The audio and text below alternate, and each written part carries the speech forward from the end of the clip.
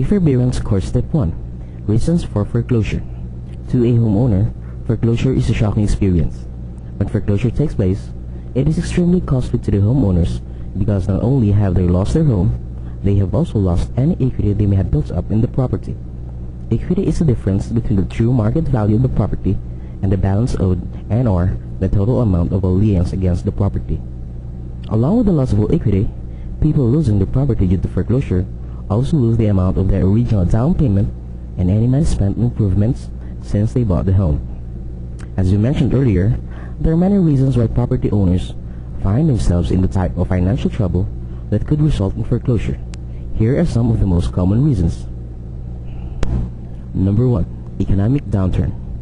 The downsizing of many companies was a major reason for the declining job market in the early 90s. Companies that downsize create employee layoffs and/or changes in job classifications.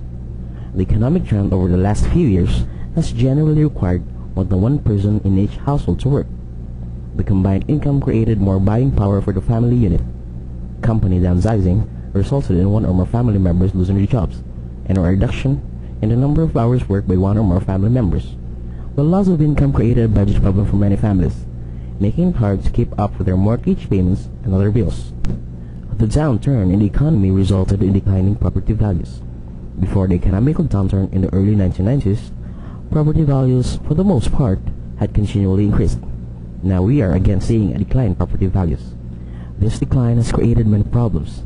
Lower property values caused an inability on the part of many homeowners to refinance, making them unable to take advantage of the lowest interest rates available in many years.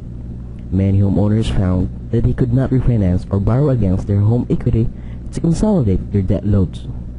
When homeowners lose part of their income due to situations such as economic downturn and the decline of property value, the result, in many cases, is the loss of their home due to foreclosure. Number 2. Balloon payments. A balloon payment is a final installment payment on a note that is greater than the preceding installment payments and which pays a note in full. Many homeowners bought during the so-called good times, when property values were appreciating and increasing rapidly. Sellers were able to sell their homes at 2 to 3 times the original cost. Many sellers were willing to carry back a second or third mortgage on the property themselves. The length of time the seller would carry the paper loan would generally be 3 to 5 years. The new home buyer usually made interest-only payments on the carryback. At the end of the 3 to 5 year term, the entire balance of the second or third loan carried back by the previous owner would be due.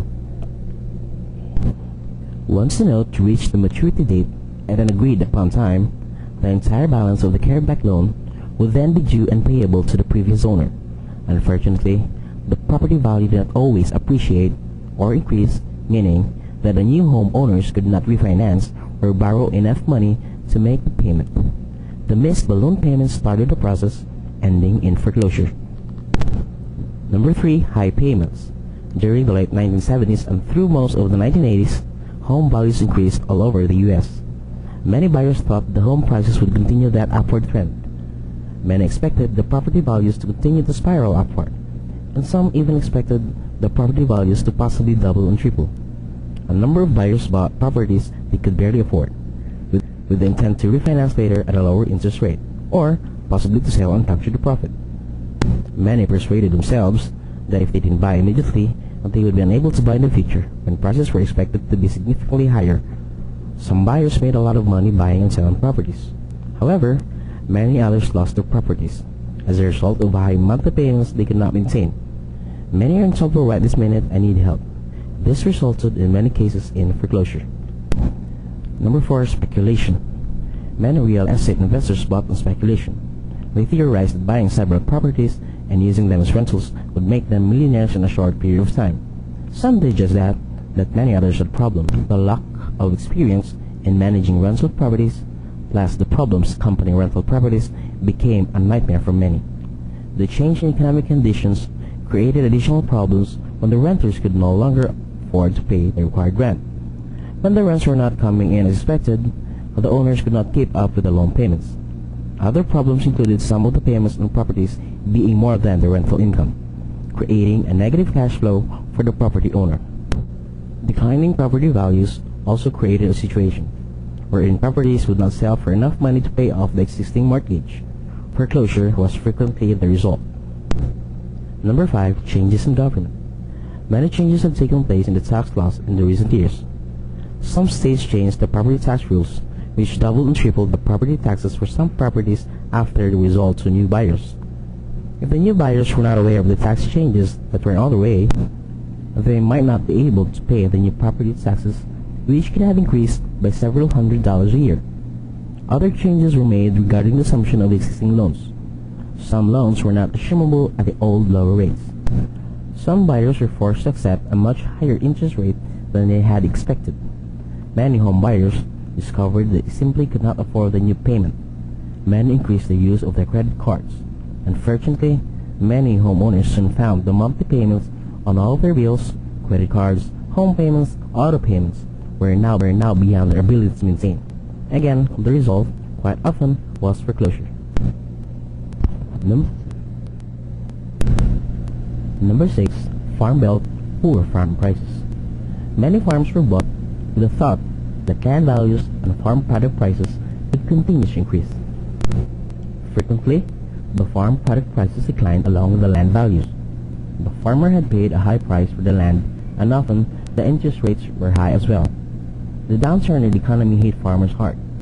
Lenders decided to reduce their risk by cutting back on advancing funds against next year's crop, making it very hard for the farmers to financially survive. The result was often foreclosure. The above 6 reasons are not the only reasons for foreclosure, but they are some of the most common. Foreclosure conditions have created problems for both homeowners and lenders.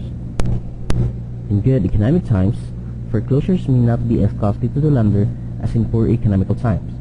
In good times, they may be able to sell the property for full price and recover their investment.